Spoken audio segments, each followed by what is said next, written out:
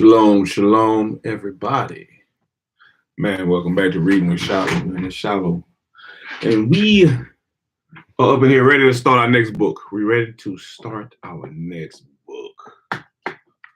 Trying to see what do I want, the light or not. The next book on the list is The Miseducation of the Negro by Carter G. Woodson. Carter G. Woodson. I've never read the book. I've heard about Mr. Woodson quite a few times before, but I've never really read anything on him. So we're gonna get into Mr. Carter G. Woodson's book, The Miseducation of a Negro, and see what we can learn and grow from whatever's being spoken about. The Miseducation of a Negro, it's by chapters. It has 18 chapters, forward, prefix, 18 chapters. The appendix, some footnotes. Shalom, shalom, shalom. And we'll go through, we're going to start off, we're going to read the forward, the preface. We'll go through it. I don't know how many chapters we'll get, but we'll play it by ear. We will play it by ear for Mr. Carter G. Woodson. The Miseducation of a Negro, or of the Negro. The forward. The thoughts brought together in this volume have been expressed in recent addresses and articles written by the author. From time to time, persons deeply interested in the point of view therein presented have requested that these comments on education be made available in book form. To supply this demand, this volume is given to the public. In the preparation of the volume, the author has not followed in detail the productions upon which most of the book is based.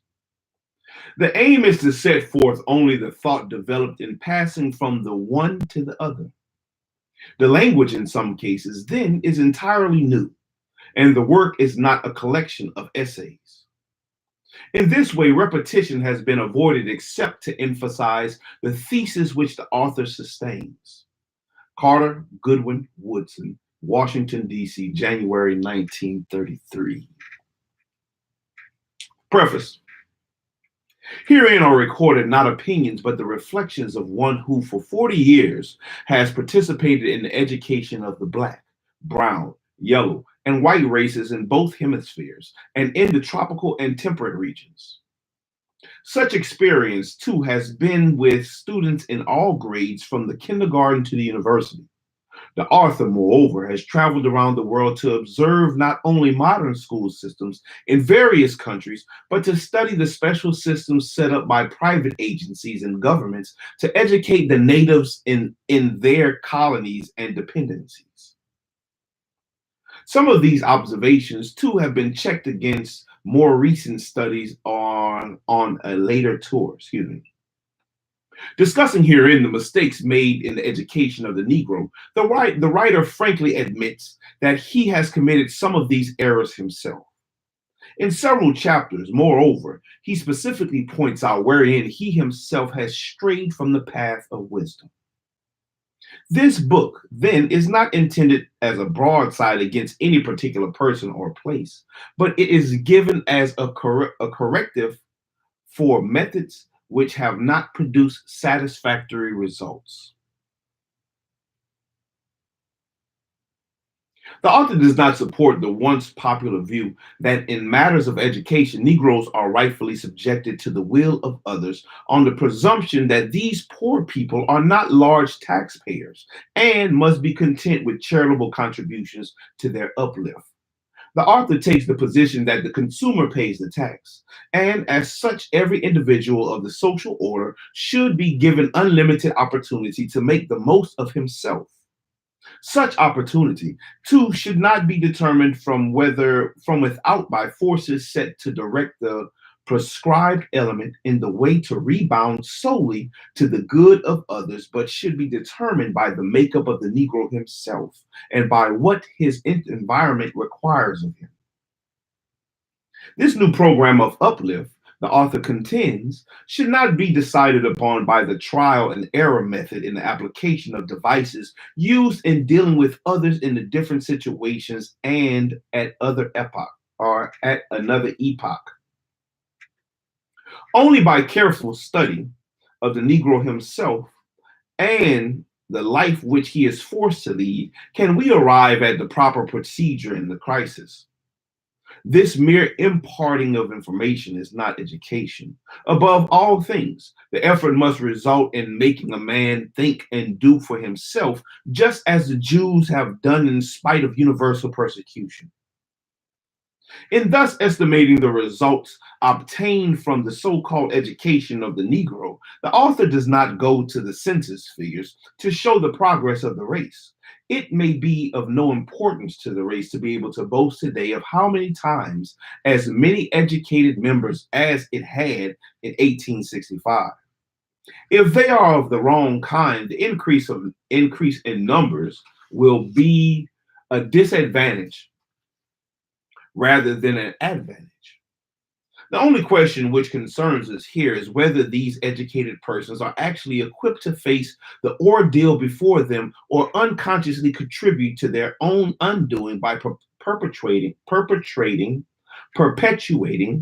the regime of the oppressor. Herein, however, lies no argument for the oft-heard contention that education for the white man should mean one thing and for the Negro a different thing. The element of race does not enter here. It is merely a matter of exercising common sense in approaching people through their environment in order to deal with conditions as they are rather than as you would like to see them or imagine that they are. There may be a difference in method of attack, but the principle remains the same. Highly educated Negroes denounce persons who advocate for the Negro a sort of education different in some respects from that now given the white man. Negroes who have been so long inconvenienced and denied opportunities for development and naturally afraid of anything that sounds like discrimination. They are anxious to have everything the white man has, even if it is harmful. The possibility of originality in the Negro, therefore, is discounted 100% to maintain a normal equality. If the whites decide to take up Mormonism, the Negroes must follow their lead. If the whites neglect such a study, then the Negroes must do likewise. The author, however, does not have such an attitude. He considers the educational system as it has developed both in Europe and America an antiquated process which does not hit the mark even in the case of the needs of the white man himself. If the white man does not hit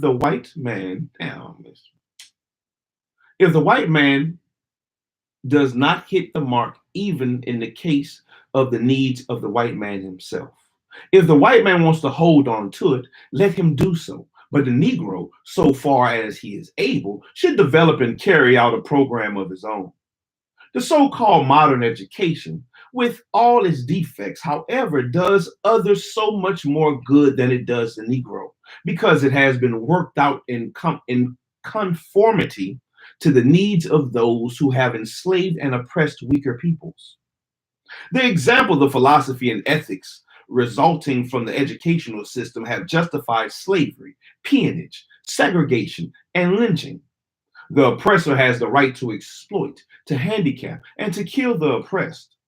Negroes daily educated in the tenets of such religion of the strong have accepted the status of the weak as divinely ordained. And during the last 3 generations of their normal freedom, they have done practically nothing to change it. Their pouting resolutions indulged in by a few of the race have been of little avail. No systematic effort towards change has been possible, for taught the same economics, history, philosophy, literature, and religion which have established the present code of morals, the Negro's mind has been brought under the control of his oppressor. The problem of holding the Negro down, therefore, is easily solved. When you control the man's thinking, you don't have to worry about his actions. You do not have to tell him not to stand here or go yonder. He will find his proper place and will stay in it. You do not need to send him to the back door. He will go without being told. In fact, if there is no back door, he will cut one for his special benefit. His education makes it necessary. The same educational process which inspires and stimulates the oppressor with the thought that he is everything and his accomplished and has accomplished everything worthwhile depresses and crushes at the same time the spark of genius in the Negro by making him feel that his race does not amount to much and never will measure up to the standards of other peoples. The Negro, thus educated, is a hopeless liability of the race. The difficulty of that, the educated Negro, is compelled to live and move among his own people, whom he has been taught to despise. As a rule, therefore, the educated Negro prefers to buy his food from the white grocers because he has been taught that the Negro is not clean. It does not matter how often the Negro washes his hands, then he cannot clean them. And it does not matter how often a white man uses his hands, he cannot soil them. The educated Negro, moreover, is disinclined to take part in Negro business because he has been taught in economics that Negroes cannot operate in this particular sphere. The educated Negro gets less and less pleasure out of the Negro church, not on account of the primitiveness and increasing corruption, but because of his preference for the seats of righteousness controlled by his oppressor. This has been his education, and nothing else can be expected of him. If the educated Negro could go off and be white, he might be happy, but only a mulatto now and then can do this.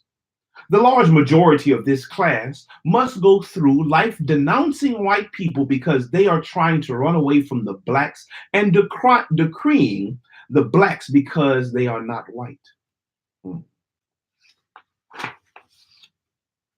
Chapter 1. That was the preface and the forward. The forward and the preface. Chapter 1. The seat of the trouble. The seat of the trouble. The educated Negroes have the attitude of contempt toward their own people because in their own is as well as in their mixed schools, Negroes are taught to admire the Hebrew, the Greek, the Latin, and the Teuton, and to despise the African. Of the hundreds of Negro high schools recently examined by an expert in the United States Bureau of Education, only 18 offer of a course taking up the history of the Negro. And in most of the Negro colleges and universities where the Negro is thought of, the race is studied only as a problem or dismissed as a little consequence. For example, an officer of the Negro University, thinking that an additional course on the Negro should be given there, called upon the Negro doctor of philosophy of the faculty to offer such work. He promptly informed the officer that he knew nothing about the Negro. He did not go to school to waste his time that way. He went to be educated in the system which dismisses the Negro as a non-entity. At a Negro summer school 2 years ago, a white instructor gave a course on the Negro, using for his text a work which teaches that whites are superior to the blacks. When asked by one of the students why he used such a textbook, the instructor replied that he wanted them to get the point of view. Even schools for Negroes then are places where they must be convinced that they're of their inferiority. The thought of the inferiority of the Negro is drilled into him in almost every class he enters and in almost every book he studies. If he happens to leave school after he masters the fundamentals before he finishes high school or reaches college, he will naturally escape from some of this bias and may recover in time to be of service to his people. Practically all of the successful Negroes in this country are of the uneducated type or of that of the Negroes who have had no formal education at all. The large majority of the Negroes who have put on the finishing touches of our best colleges are all but worthless in the development of their people.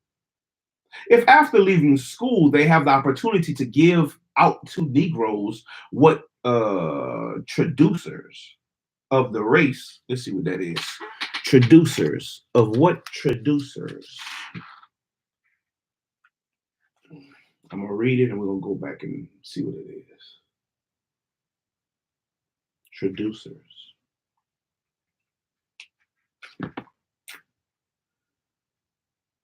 If after leaving school they have the opportunity to give out to Negroes what traducers of the race would like to have to learn, such persons may thereby earn a living at teaching or preaching what they have been taught, but they never become a constructive force in the development of the race. A traducer, Traducers. Let's see what it is. A traducer. A traducer. Traducer. You're not talking too good about the educated Negroes.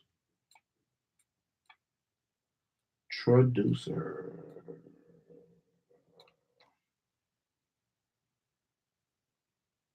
Traduce. Traduced. Traducing. To misrepresent. Traduce. Or a misrepresenter. Let me see. If after leaving school, they have the opportunity to give out to Negroes what misrepresenters of the race would like to have it learned, such persons may thereby earn a living at teaching or preaching what they have been taught, but they never become a constructive force in the development of the race. A traducer, a misrepresent or misrepresenter. Traducer. The so-called school then becomes a questionable factor in the life of this despised people. As another has well said, to handicap a student by teaching him that his black face is a curse and that his struggle to change his condition is hopeless is the worst sort of lynching. It kills one's aspirations and dooms him to vagabondage and crime. It is strange, then, that the friends of truth and the promoters of freedom have not risen up against the present propaganda in the schools and crushed it. This crusade is much more important than the anti-lynching movement, because there will be no lynching if it did not start in the schoolroom. Why not exploit, enslave, or exterminate a class that everybody is taught to regard as inferior? Yeah, why not? To be more explicit, we may go to the seat of the trouble. Our most widely known scholars have been trained in universities outside of the South. North and Western institutions, however, have had no time to deal with matters which concern the Negro especially. They must direct their attention to the problems of the majority of their constituents.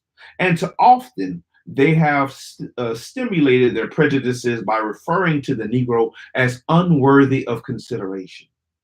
Most of what these universities have offered as language, mathematics, and science may have served a good purpose, but much of what they have taught as economics, history, literature, religion, and philosophy is propaganda, and can't that involved a waste of time and misdirected the Negroes thus trained. And even in the certitude of science or mathematics, it has been unfortunate that the approach to the Negro has been borrowed from a foreign method. For example, the teaching of arithmetic in the 5th grade in a backward country in Mississippi should mean one thing in the Negro school and a decidedly different thing in the white school. The Negro children, as a rule, come from the homes of tenants and peons who have to migrate annually from plantation to plantation, looking for light, which they have never seen.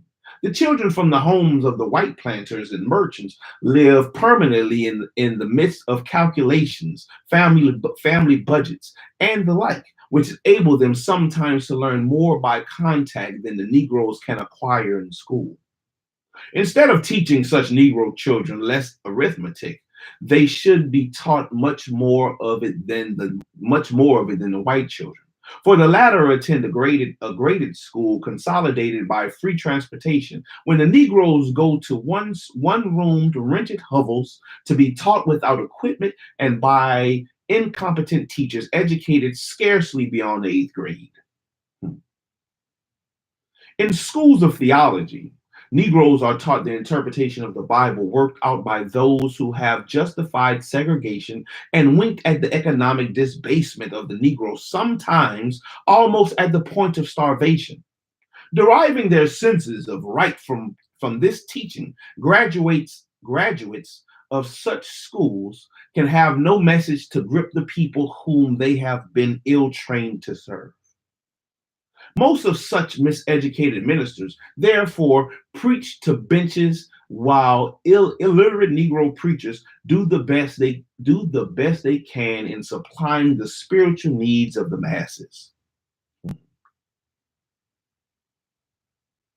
In the schools of business administration, Negroes are trained exclusively in the philosophy or the psychology and economics of Wall Street and are therefore made to despise the opportunities to run ice wagons, push banana carts, and sell peanuts among their own people. Foreigners who have not studied economics but have studied Negroes take up this business and grow rich. In the schools of journalism, Negroes are being taught how to edit such metropolitan dailies as the Chicago Tribune and the New York Times, which would hardly hire a Negro as a janitor. And when these graduates come to the Negro weeklies for employment, they are not prepared to function in such establishments, which, to be successful, must be built upon accurate knowledge of the psychology and philosophy of the Negro. When a Negro has finished his education in our schools, then he has been equipped to begin the life of an Americanized or Europeanized white man. But before he steps from the threshold of his alma mater, he is told by his teachers that he must go back to his own people from whom he has been estranged by a vision of ideals, which in his delusionment, he will realize that he cannot attain. He goes forth to play his part in life, but he must be both social and bisocial at the same time. While he is a part of the body politic, while he is a part of the body politic, he is in addition to this a member of a particular race to which he must restrict himself in all manners social. While serving his country, he must serve within a special group. While being a good American, he must above all things be a good Negro. And to perform this definite function, he must learn to stay in a Negro's place. For the arduous task of serving a race thus handicapped, however, the Negro graduate has had little or no training at all. The people whom he has been ordered to serve have been belittled by his teachers to the extent that he can hardly find delight in undertaking what his education has led him to think is impossible. Considering his race as blank in achievement, then he sets out to stimulate their imitation of others. The performance is kept up for a while, but like any other effort of meaningless imitation, it results in failure. Facing this undesirable result, the highly educated Negro often grows sour. He becomes too pessimistic to become a constructive force and usually develops into a chronic fault finder or a complainant at the bar of public opinion. Often when he sees that the fault lies at the door of the white oppressor whom he is afraid to attack, he turns upon the pioneering Negro who is at work doing the best he can to extricate himself from an uncomfortable predicament. In this effort to imitate, however, these educated people are sincere. They hope to make the Negro conform quickly to the standard of the whites and thus remove the pretext for the barriers between the races.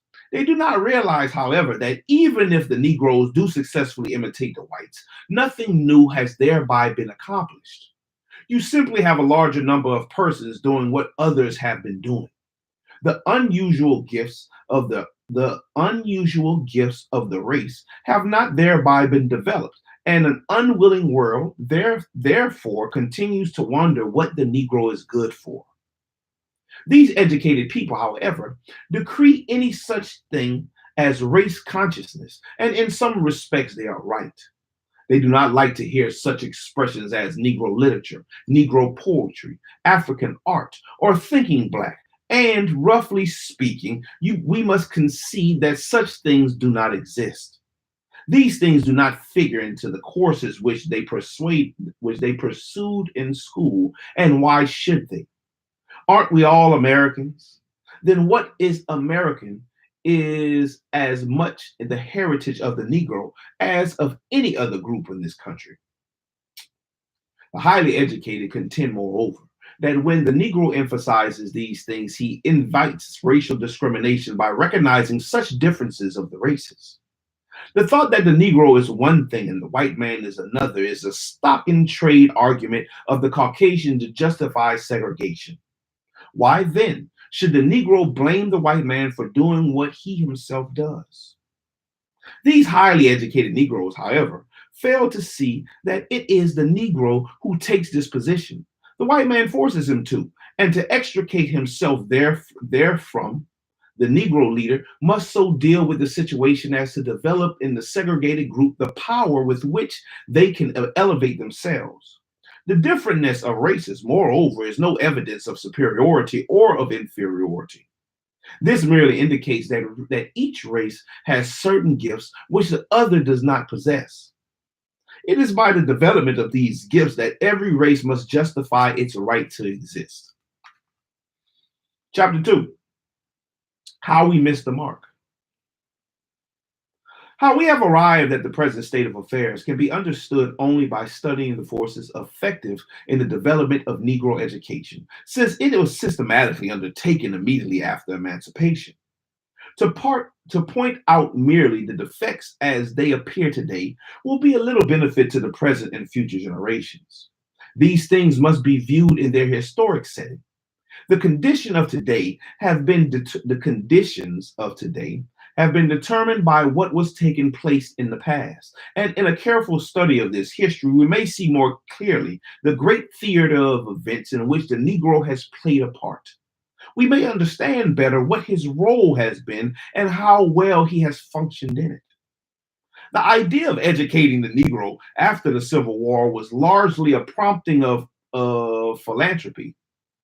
Their white neighbors failed to assume this responsibility. These black people have been liberated as a result of a sectional conflict out of which their former owners had emerged as victims. From this class, then the freed man could not expect much sympathy and or cooperation in the effort to prepare themselves to figure as citizens of a modern republic. From functionaries of the United States government itself, and from those who participated in the conquest of secessionists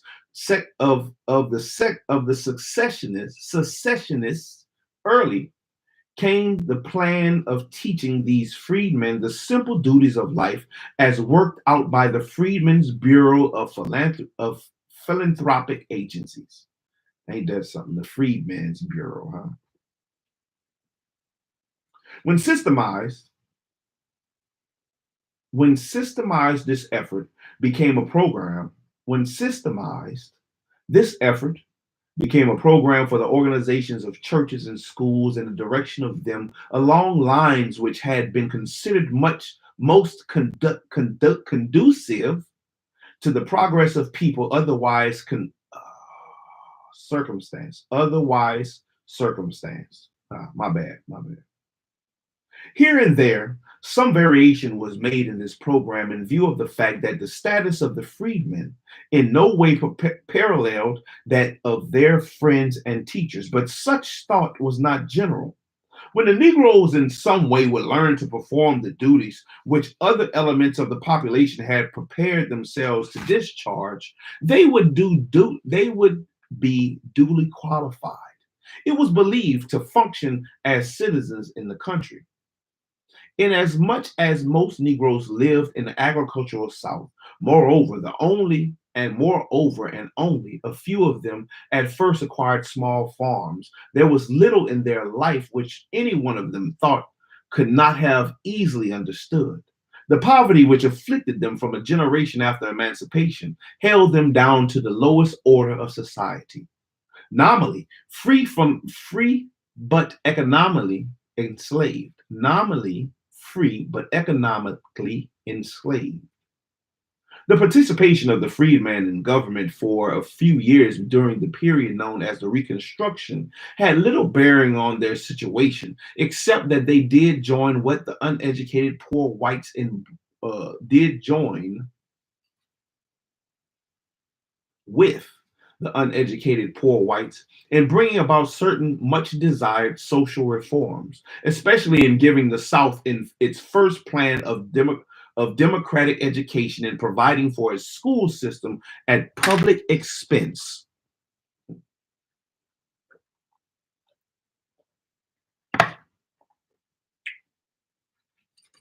Ooh. Neither this inadequately supported school system nor the struggling higher institutions of a classical order established about the same time, however, connected the Negroes very closely with life as it was. These institutions were concerned rather with life as a hope to make it. When the Negro found himself deprived of influence in politics, therefore, and at the same time unprepared to participate in a higher function in the industrial development which this country began to undergo, it soon became evident to him that he was losing ground in the basic things of life. He was spending his time studying about the things which had been or might be, but he was learning little to help him to do better the task at hand. Since the Negroes believed that the causes of this untoward condition lay without the race, migration was attempted, and immigration to Africa was again urged. At this psychological moment came the wave of industrial education which swept the country by storm. The educational authorities in the cities and states throughout the Black Belt began to change the course of study to make the training of the Negro conform to this policy. The missionary teachers from the North, in defense of their idea of more liberal training, however, fearlessly attacked this new educational policy. And the Negroes participating in the same dispute arrayed themselves respectively on one side or the other. For a generation thereafter, the quarrel as to whether the Negro should be given a classical or a practical education was the dominant topic in Negro schools and churches throughout the United States. Labor was the most important thing of life. It was argued practical education counted in reaching that end, and the Negro worker must be taught to solve this problem of efficiency before directing attention to other things. Others more narrow-minded than the advocates of industrial education seized upon the idea, feeling that although the Negro must have some semblance of education, it would be a fine stroke to be able to make distinction between the training given the Negro and that provided for the whites. Inasmuch as the industrial education idea rapidly gained ground, too many Negroes for political purposes began to espouse it, and schools and colleges, hoping thereby to obtain money, worked out accordingly makeshift provisions for such instruction, although they could not satisfactorily offer it. A few real industrial schools actually equipped themselves for this work and turned out a number of graduates with such preparation. Unfortunately, however, the affair developed in a sort of battle of words. For in spite of all they said and did, the majority of the Negroes, those who did make some effort to obtain an education, did not actually receive either the industrial or the classical education. Negroes attended industrial schools, took such training as was prescribed and received their diplomas, but few of them developed adequate efficiency to be able to do what they were supposedly trained to do. The schools in which they were educated could not provide for all the experience with machinery which white apprentices trained in factories had. Such industrial education as these Negroes received then was merely to master a technique already discarded in progressive centers, already discarded in progressive centers. And even in less complicated operations of business, these schools had no such faculties or facilities as to parallel the numerous processes of factories conducted on the plan of the division of labor. Except what value such training, except what value such training might have in the development of the mind by making practical applications of mathematics and science, then it was a failure. The majority of Negro graduates of industrial schools therefore have gone into other avenues, and too often into those for which they have had no preparation whatsoever. Some few who actually prepared for the industrial sphere by self-improvement likewise sought other opportunities for the reason that Negroes were generally barred from higher pursuits by trade unions. And being unable to develop captains of industry to increase the demand for persons in these lines, the Negroes have not opened up many such opportunities for themselves. During these years, too, the schools for the classical education for Negroes have not done any better. They have proceeded on the basis that every ambitious person needs a liberal education, when as a matter of fact, this does not necessarily follow. The Negro trained in the advanced phases of literature, philosophy, and politics has been unable to develop far in using his knowledge because of having to function in the lower spheres of the social order.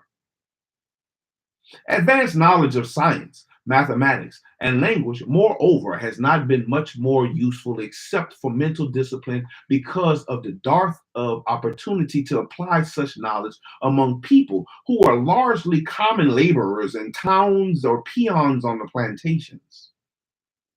The extent to which such higher education has been successful in leading the Negro to think, which above all is the chief purpose of education, has merely made him more of a malcontent when he can sense the drift of things and appreciate the impossibility of success, envisioning conditions as they really are.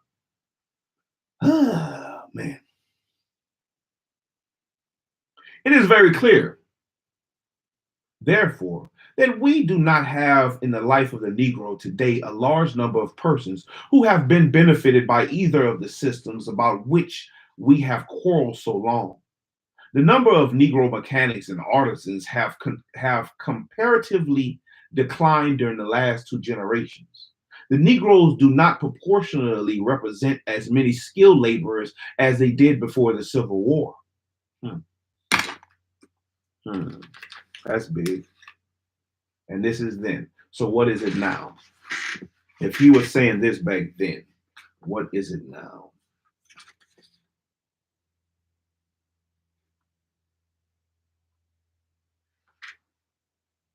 It is very clear, therefore, that we do not have in the life of the Negro today a large number of persons who have been benefited by either of the systems about which we have quarreled so long. The number of Negro mechanics and artisans have comparatively declined during the last two generations.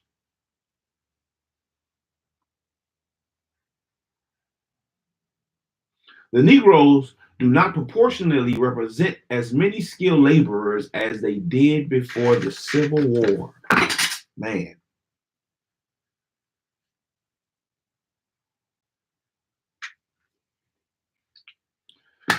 Man, I think about that all the time, man. A lot of times about how, you know, even women, a lot of women say they want a real man, this and that, but you know, the basics of life, the basics of life. If you didn't have no money, could you still maintain? And I think that's the basics that most people don't have today, and a basic that was dwindling down, according to Mr. Carter G. Woodson back then. If the practical education which a Negro received helped to improve the situation so that it is today no worse than what it is, certainly it did not solve the problem as was expected of it. On the other hand, in spite of much classical education of the Negroes, we do not find in the race a large supply of thinkers and philosophers. Mhm.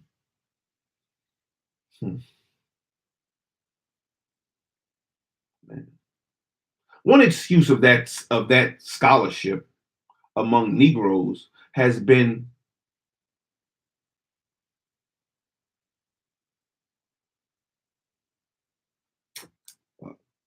what is this word? Vitiated. Vitiated. I know I'm pronouncing that wrong. V-I.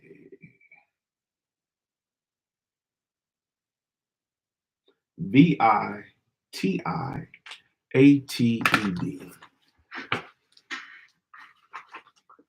V-I. V-I-T-I.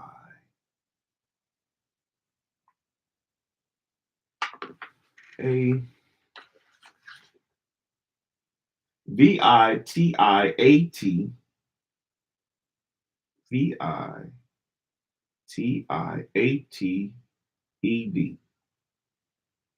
Vitiate.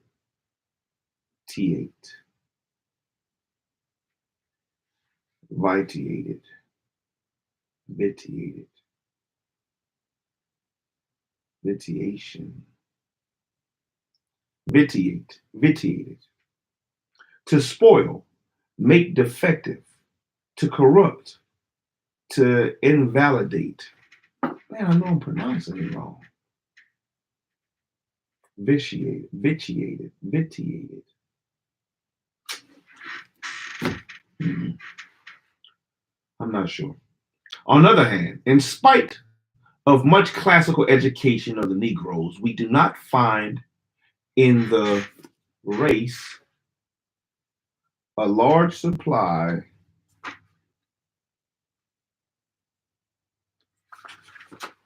my bad.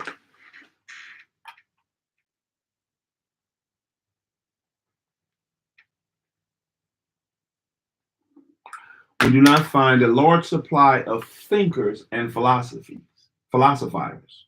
One excuse is that scholarship among Negroes has been defective, has been corrupt, has been to invalidate, has been spoiled by or vitiated by the necessity for all of them to combat segregation and fight to retain standing ground in the struggle of the races.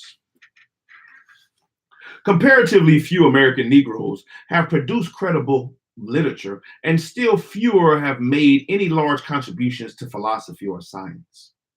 They have not risen to the heights of Black men farther removed from the influences of slavery and segregation.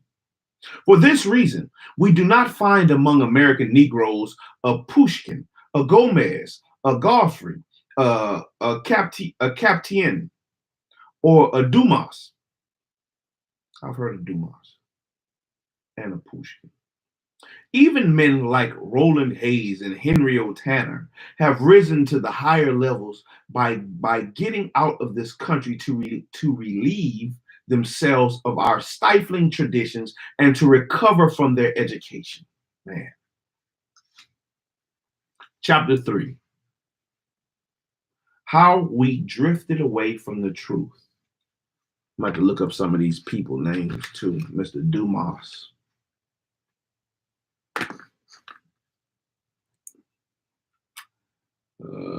Henry Ronald Hayes.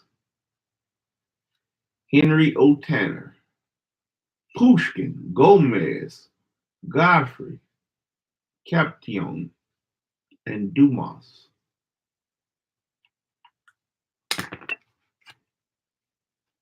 Chapter 3. How we drifted away from the truth. How we drifted away from the truth.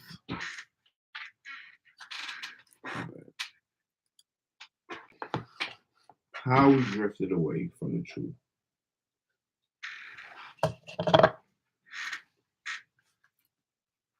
How then did the education of a Negro take such a trend? The people who maintained schools for the education of certain Negroes before the Civil War were certainly sincere, and so were the missionary workers who went south to enlighten the freedmen after the results of that conflict had given the Negroes a new status. These earnest workers, however, had more enthusiasm than knowledge. They did not understand the task before them. This undertaking, too, was more of an effort towards social uplift than actual education. Their aim was to transform the Negroes, not to develop them, the freedmen, not to develop them. The freedmen, or freedmen, who were to be enlightened, were given little thought. For the best friends of the race, ill-taught themselves, followed the traditional curricula of the times, which did not take the Negro into consideration except to condemn or pity him.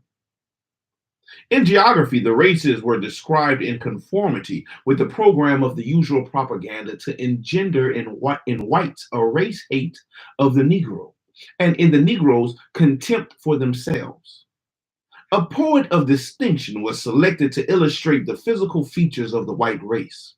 A bedecked chief of a tribe, those of the red, a proud warrior, the brown, a prince, the yellow, and a savage with a ring in his nose, the black, the Negro, of course, stood at the foot of the social ladder.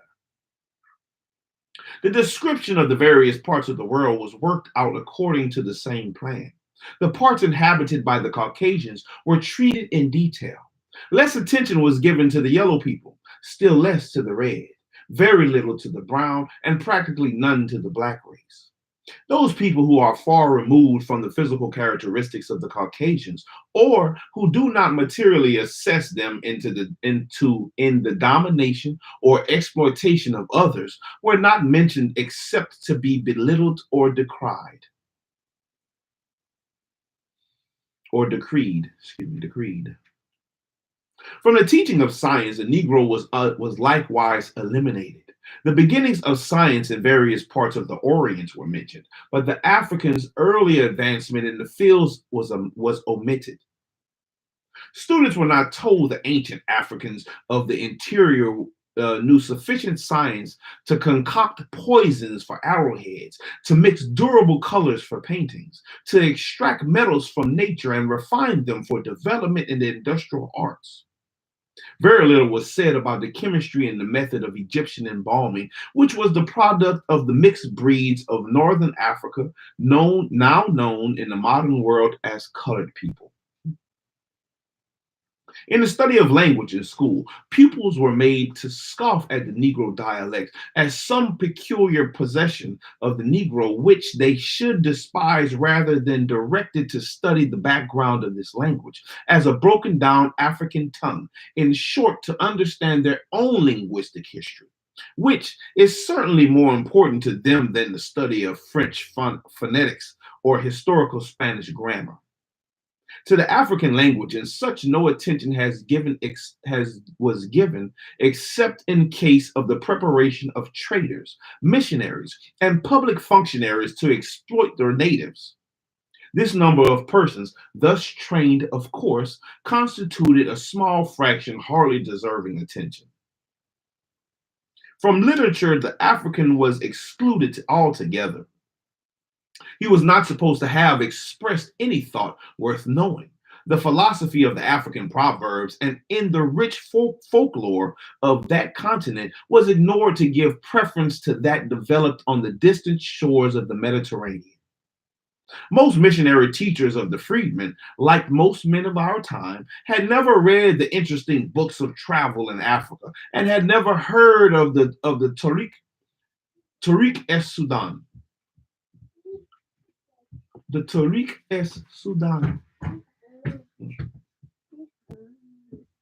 The teaching in the teaching of the fine arts themselves, instructors usually started with Greece by showing how the art was influenced from without, but they omitted the African influence, which science now regard as significant and dominant in early Hellas. Early Hellas, or Hellas. They failed to teach a student the Mediterranean melting pot with the Negroes from Africa bringing their wares, their ideas, and their blood therein to influence the history of Greece, Carthage, and Rome, making desire farther to the thought. Our teachers either ignored these influences or endeavored to belittle them by working out theories to the contrary. The bias did not stop at this point, for it invaded the teaching of the professions. Negro law students were told that they belonged to the most criminal element in the country, and that an effort was made to justify the procedure in the seats of injustice, where law was interpreted as being one thing for the white man and a different thing for the Negro. You got to be quiet while I read. You gotta be quiet while I read, man. You gotta be quiet while I read, man. You gotta let me read. You gonna let me read? You been in my stuff. You been in some stuff you ain't supposed to be in. I smell it on you. I smell it on you. All right.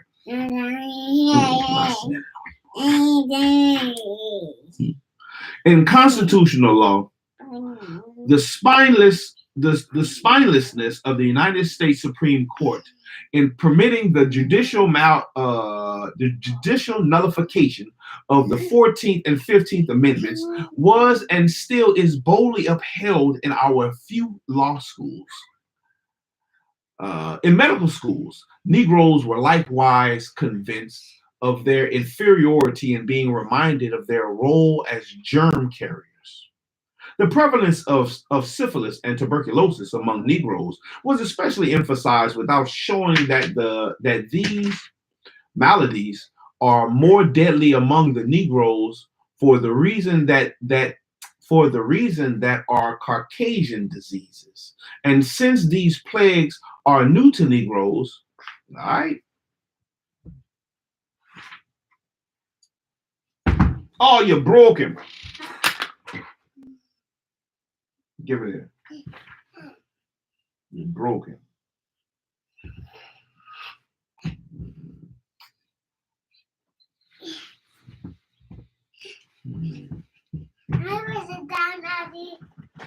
No, sir. And since these plagues are new to Negroes, these sufferers have not had time to develop against them the immunity which time has permitted in the Caucasians. Other diseases, man, I can't believe I lost my place. Other diseases to which Negroes easily fall prey were mentioned to point out the race as an undesirable element when this condition was due to the Negro's economic and social status. Little emphasis was placed upon the immunity of the Negro from disease, like yellow fever and influenza, which are so disastrous to whites. Yet, the whites were not considered inferior because of this differential resistance to these plagues. In history, of course, the Negro had no place in this curriculum. He was pictured as a human being of the lower order, unable to subject passion to reason, and therefore useful only when made the hewer of wood and the drawer of water for others. No thought was given to the history of Africa except so far as it had been a field of exploitation for the Caucasians. Not right now, sir. After I'm done, sir. You might study the history as it was offered in our system from the elementary school throughout the university, and you would never hear Africa mentioned except in the negative. You would never thereby learn that Africans first domesticated the sheep, the goat, and cow, developed the ideal of trial by jury, produced the first stringed instruments, and gave the world its greatest boon in the discovery of iron. You would never know that prior to the Mohammedan invasion, about 1000 AD, these natives in the heart of Africa had developed powerful kingdoms, which were later organized as the Songhai Empire on the order of the Romans. Leave my dictionary alone. On the order of the Romans, and boasting of similar grandeur. Can you say grandeur? Grandeur. Grandeur. Unlike other people, then the Negro, according to this point of view, was in exception to the natural plan of things, and he had no such mission as that of an outstanding contribution to culture. Mhm. The status of the Negro then was justly fixed as that of an inferior. Teachers of Negroes in their first schools after emancipation did not proclaim any such doctrine, but the content of their curricula justified their inferences.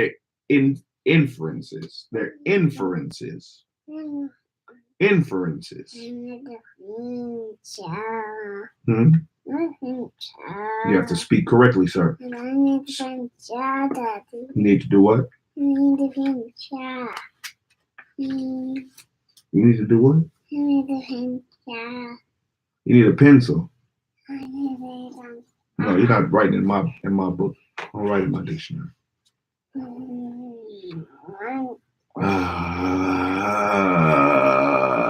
Bum, bum, bum, bum, bum, bum. There we go. An observer from outside of the situation naturally inquires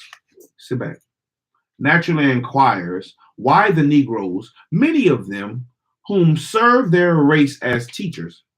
Man, sit back so I can read. You're in my way. That's fine. Come on, you need to sit back. Come on, let's sit back so you can read with Daddy. Lay back, let's read. We up here. We are up here. We're up here, right here. We're right here. An observer from outside of the situation naturally inquires why the Negroes, many of whom serve their race as teachers, have not changed this program. These teachers, however, are powerless. Negroes have no control over their education and have little voice in their own affairs, in their other affairs pertaining thereto. In a few cases, Negroes have been chosen as members of public boards of education, and some have been appointed members of private boards. But these Negroes are always such a small minority that they do not figure in the final working out of the educational program. The education of the Negroes, then, in most important things, in the uplift of the Negroes, is almost entirely in the hand of those who had enslaved them and now segregate them. With miseducation, Negroes in control themselves. However, it is doubtful that the system would be very much different from what it is, or that it would rapidly undergo change. The Negroes thus placed in charge would be the product of the same system and would show no more conception of the task at hand than do the whites who have educated them and shaped their minds as they would have them function. Negro educators of today, may have more sympathy and interest in the race than the whites now exploiting Negroes in Negro institutions as educators. But the former have no more vision than their competitors. Taught from books of the same bias, trained by Caucasians of the same prejudices, or by Negroes of enslaved minds. One generation of Negro teachers after another have served for no higher purpose than to do what they are told to do. In other words, a Negro teacher instructing Negro children is in many respects a white teacher, thus engage the program for the program in each case is about the same. Man. Man, oh man.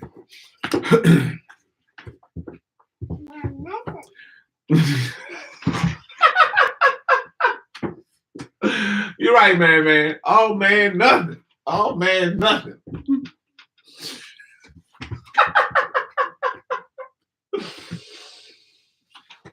Oh man, nothing.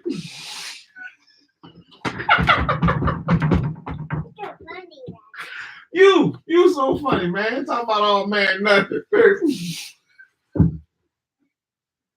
But you right. Oh man, nothing. You right.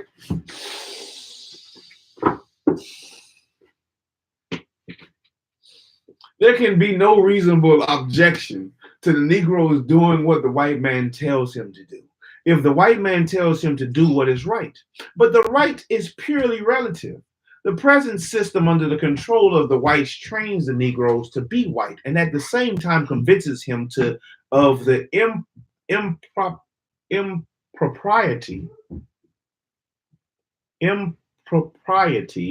or the impossibility of his becoming white. It compels the Negro to become a good Negro, for the performance of which his education is ill suited. For the white man's exploitation of the Negroes through economic restriction and segregation, the present system is sound and will doubtless continue until this gives place to the saner policy of actual interracial cooperation, not the present face of racial manipulation in which the Negro is a figurehead. History does not furnish the case of the elevation of a people by ignoring the thought and aspirations of the people thus served. This is slightly dangerous ground here, however, for the Negro's mind has been only but perfectly enslaved in that he has been trained to think what is desired of him. The highly educated Negro do not like to hear anything uttered against this procedure because they make their living in this way, and they feel that they must defend the system.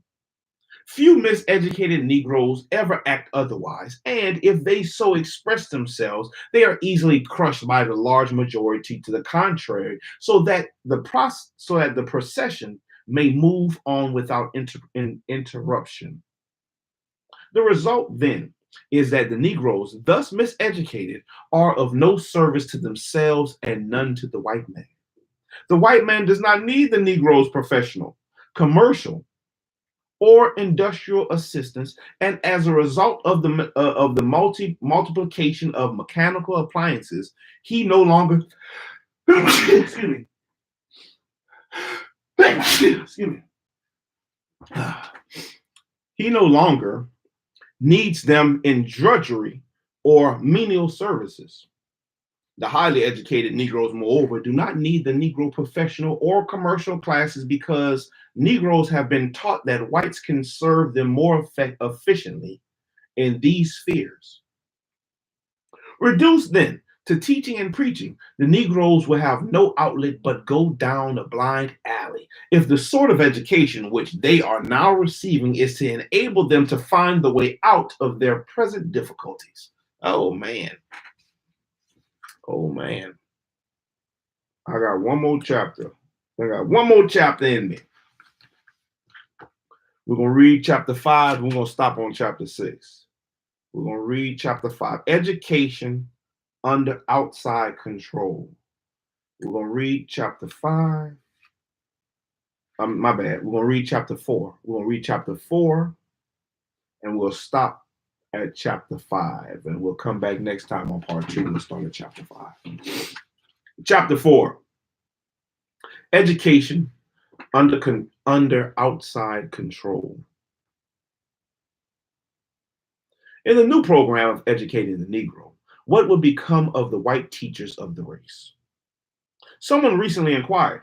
This is a simple question requiring only a brief answer. The remaining few Christian workers who went south not so long after the Civil War and established schools and churches to lay the foundation, on which we should now be building more wisely than we do, we would honor as a martyred throng.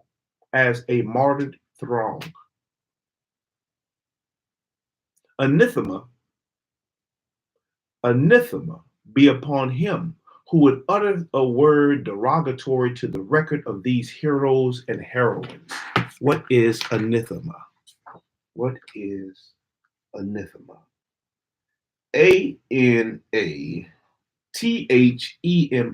Anathema.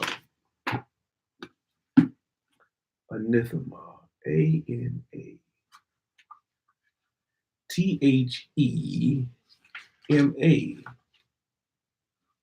A-N-A.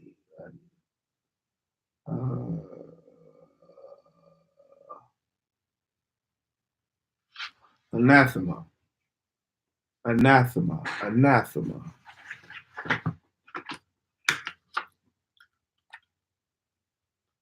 I just saw it.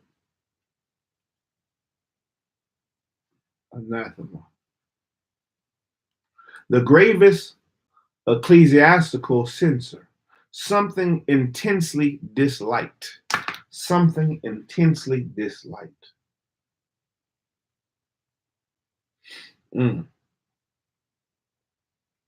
Something intensely disliked be upon him who would utter a word derogatory to the record of those heroes and heroines. Anathema. We would pay high tribute also to unselfish Southerners like Haygood, Curry, Ruffner, Northern, and Vance, and two white men of our time who believe that the only way to elevate people is to help them to help themselves. The unfortunate successors of the Northern missionary teachers of Negroes, however, have thoroughly demonstrated that they have no useful function in the life of the Negro. They have not the spirit of their predecessors and do not measure up to the requirements of educators desired in accredited colleges.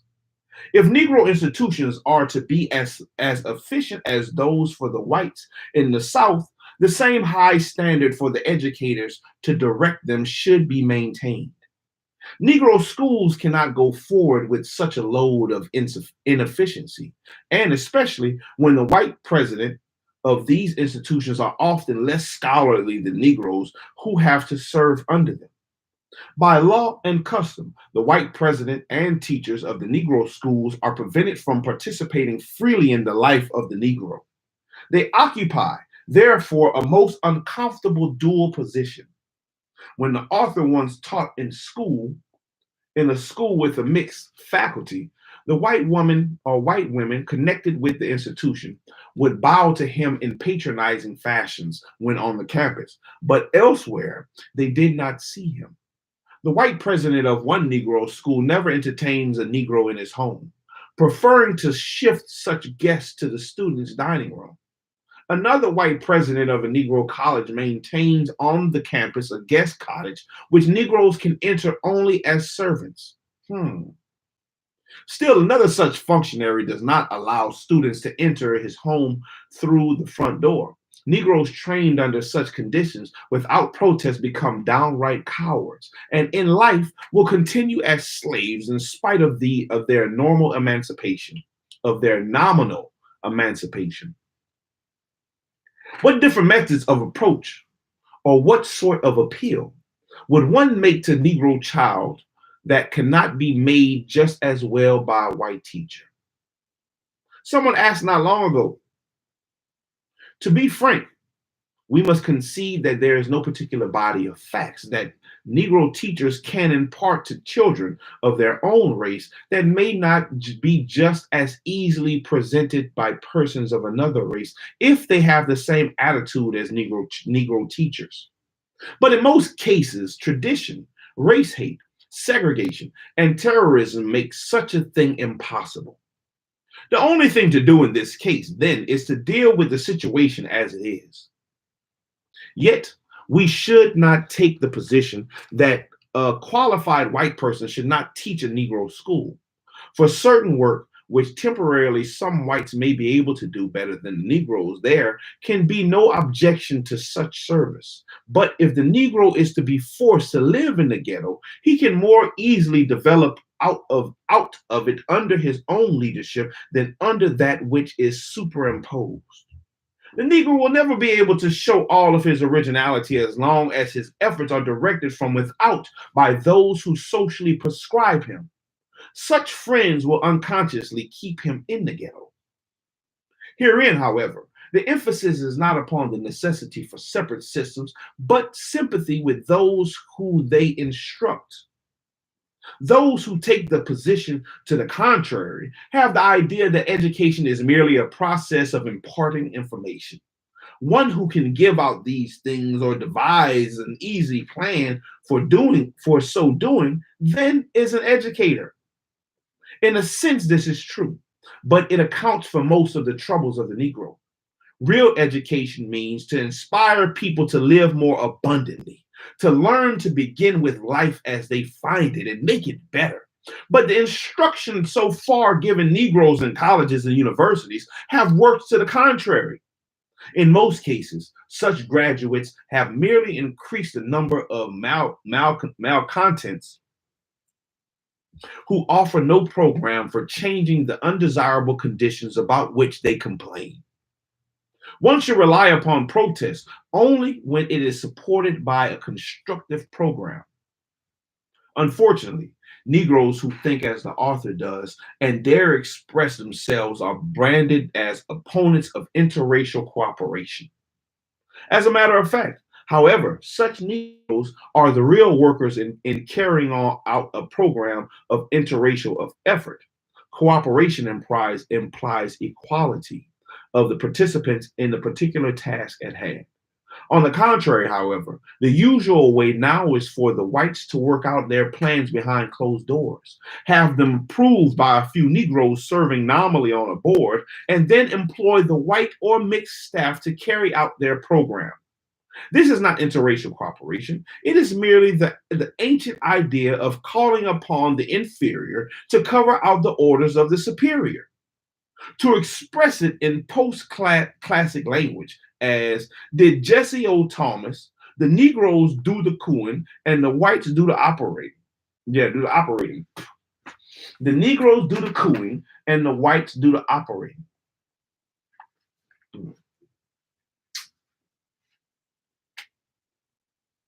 This unsound attitude of the friends of the Negro is due to the persistence of the medieval idea of controlling underprivileged classes. Behind closed doors, these friends say you need to be careful in advising Negroes to commanding positions unless it can be determined beforehand that they will do what they are told to do. You can never tell when some Negroes will break out and embarrass their friends.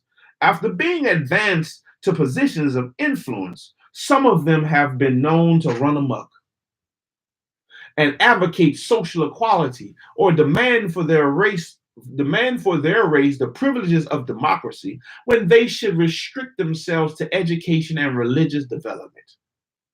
It is often said that the time is not right for Negroes to take over the administration of their institutions, for they do not have the contacts for raising money. But what becomes of this argument when we remember what Booker T. Washington did for Tuskegee and observe what R.R. Moulton and John Hope are doing today? As the first Negro president of Howard University, Mordecai W. Johnson has raised more money for that institution among philanthropists than all of its former presidents combined.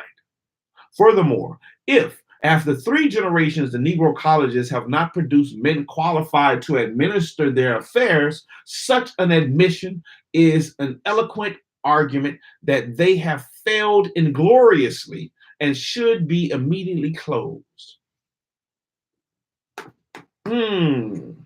Man, how many generations these black colleges been up? That's the question now. How many generations have they been up?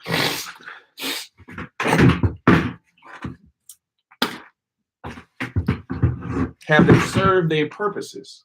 Have they served their purposes? That is a good question. Man. Recently, someone asked me how I connect my criticism of the higher education of the Negroes with the new developments in this sphere, and especially with the four universities in the South, which are to be made possible by the millions obtained from the government, boards, and philanthropists. I believe that the establishment of these four centers of learning at Washington, Atlanta, Nashville, and New Orleans can be so carried out as to mark the epoch or the epoch in the development of the Negro race. On the other hand, they're out as to mark an epoch. On the other hand, there is just as much possibility for a colossal failure of the whole scheme. If these institutions are to be a replica of universities like Harvard, Yale, Columbia, and Chicago, if the men who are to administer them and teach in them are to be the products of roll top desk theorists who have never touched the life of the Negro, the money thus invested will be just as profitably spent if it was used to buy peanuts to throw at the animals in the circus. Some of the thought behind the new educational movement is to provide in the South for educating the Negroes who are now crowding northern universities, especially the medical schools, many of which will not admit Negroes because of the racial friction in hospital practice. In the rush merely to make special provisions for these undesirable students, however, the institutions which are to train them may be established on false ideas and make the same blunders of the smaller institutions which have preceded them. It will hardly help a poisoned patient to give him a large dose of poison. In higher institutions for Negroes, organized along lines required for people differently circumstanced. Some few may profit by being further grounded in the fundamentals. Others may become more adept in the exploitation of their people. And a smaller number may cross the divide and join the whites in useful service. But the large majority of the products of such institutions will increase rather than diminish the load which the masses have had to carry ever since their emancipation. Such ill-prepared workers will have no foundation upon which to build.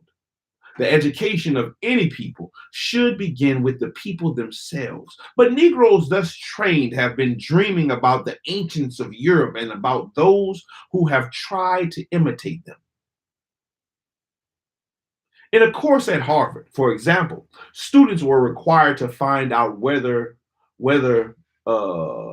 Pericles was justly charged with trying to supplant the worship of Jupiter with that of Juno. Since that time, Negroes thus engaged have learned that they would have been much better prepared for work among the Negroes in the Black Belt if they had spent that time learning why John Jasper of the Sun Do Move fame joined with Joshua in contending that the planet stood still in the middle of the line while he fought the battle the second time.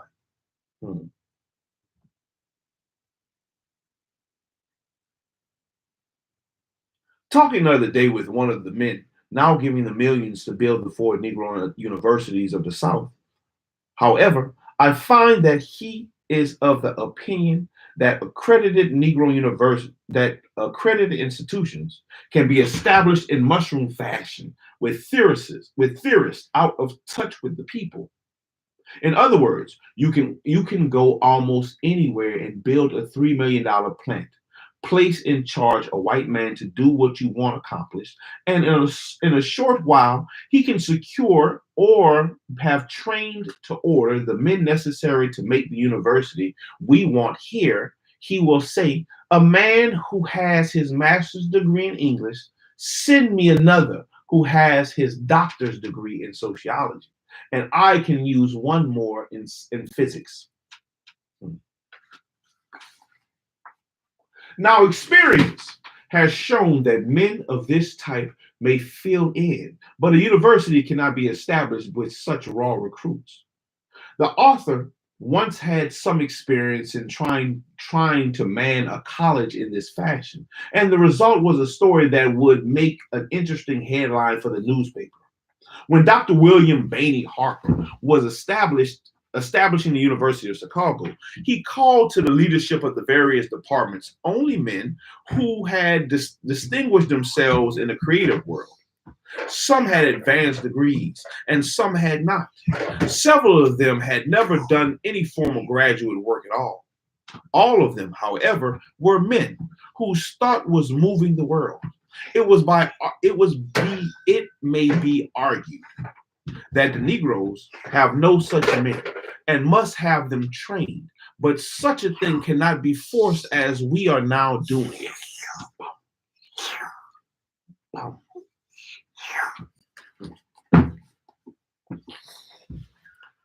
All right, yeah, we're almost done. It would be much better to stimulate the development of more progressive teachers of old than experiment with novices produced by the degradation of higher education. The degradation of the doctorate especially dawned upon the author the other day more clearly than ever when a friend of his rushed into his office saying, I have been trying to see you for several days. I have just failed to get a job for which I have been working. And I am told that I cannot expect a promotion until I get my doctor's degree.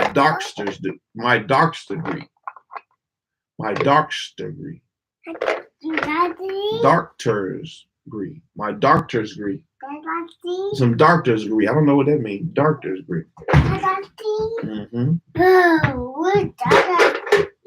That is what he called it. He could not even pronounce the words, but he is determined to have his doctor's degree to get the job in sight. This shameful status of higher education is due in a large measure to low standards of institutions with the tendency toward a diploma mill procedure. Good job. Good job. To get a job or to hold one, you go in and stay until they grind or you out a doctor's degree. And you do not have to worry any further. The assumption is that almost any school will be glad to have you thereafter, and you will receive a large salary. Investigation has shown, however, that men who have a doctorate not only lose touch with the common people, but they do not do as much creative work as those of less formal education. After having this honor conferred upon them, these so-called scholars often rest on their oars. Oars. On their oars. Where your brother? All right.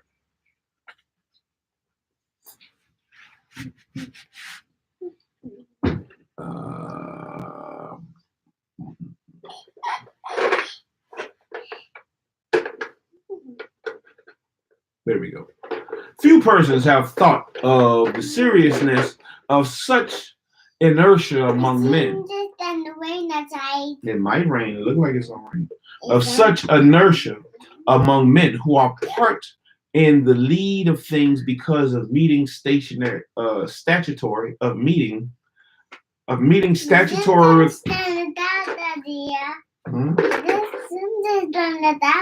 statutory requirements of frontier universities which are not on the frontier. The General Education Board and the Julius Rosenwald Fund have a policy which may be a partial solution of the underdeveloped Negro college instructors problem. These foundations are giving Negro teachers scholarships to improve themselves for work in the sphere in which they are now laboring in the South. These boards, as a rule, do not send one to school to work for the doctor's degree. If they find a man of experience and good judgment showing possibilities for growth, they will provide for him to study a year or more to refresh his mind with whatever there is new in his field. Experience has shown that teachers thus helped have later done much better than doctors of philosophy made to order. The northern universities, moreover, cannot do graduate work for Negroes along certain lines when they are concentrating on the educational needs of the people otherwise circumstanced. Circumstanced. You almost got it. Circumstanced. The graduate school for Negroes studying chemistry is with George W. Carver at Tuskegee. At least 100 youths should wait daily upon the words of this scientist, and be able to pass on to the generation unborn his great knowledge of agricultural chemistry. Negroes designed to specialize in agriculture should do it with workers like T.M. Campbell and B.F. Hubbard among the Negro farmers of the South. In education itself, the situation is the same. Neither Columbia nor Chicago can give an advanced course in Negro rural education, for their work in education is based primarily upon what? Hungry. Is based primarily upon what they know of the educational needs of the whites. Such work for Negroes must be done under the direction of the trailblazers who are building schoolhouses and reconstructing the educational program of those in the backwoods. Leaders of this type can supply the foundation upon which the University of Realistic Education may be established. We offer no argument here against earned advanced degrees, but these should come as honors conferred by training crowned with scholastic distinction, not to enable a man to increase his salary or find a better paying position. The schools which are now directing attention exclusively to these external marks are learning will not contribute much to the uplift of the Negro. In Cleveland, not so long ago, the author found at the Western Reserve University something unusually encouraging. The native of Mississippi, a white man trained in Northern University and now serving as a professor in one, has under him in sociology, a Negro student from Georgia. For his dissertation, this Negro is collecting the sayings of his people in everyday life, their morning greetings, their remarks about the weather, their comments on stop. What I told you.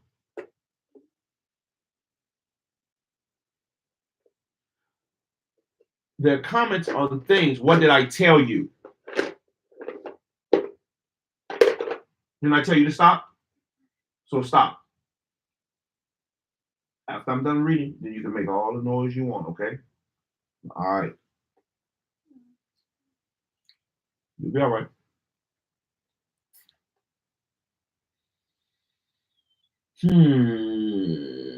For his dissertation, this Negro is collecting the sayings of his people in everyday life.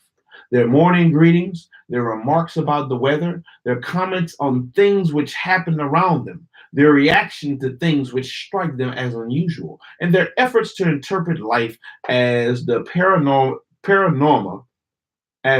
panorama passes before them. This white Mississippian and black Georgian are on the right way to understand the Negro, and if they do not fall out about social equality, they will serve the Negro much better than those who are trying to find out whether Henry the Eighth lusted more after Anne Boleyn than after Catherine of Aragon, or whether Elizabeth was justly styled as more untruthful than Philip II of Spain. That was chapter 4. That was chapters 1 through 4 of The Miseducation of the Negro by Carter G. Woodson. Part 1, man, that was part 1. We read 4 chapters, an hour and a half we've been at this. We read 16 pages out of a 70-page book. The last book I read in 2 days. We might could finish this one by Friday, man. Wednesday, Thursday, Friday. Today, Wednesday. All right. We'll come back tomorrow with part 2. Part 2 of The Miseducation of the Negro. Yes, sir. I'm done reading, sir. Yes, sir. I'm done reading. I'm done reading for today. Or at least I'm done reading this. I hope everybody enjoyed it, man. Like, comment, subscribe, share, tell your people. We're gonna keep it going. We're gonna keep seeing what we can learn and grow from in the things that we're reading. What can we learn and grow from? What can you pick and use in your life today to help you and your family, if not your whole nation, become better? You know, if you are teachers, can you take some of the thoughts of the things that you may be teaching our children, or what is being taught to our children, and adjust it to what we need to learn?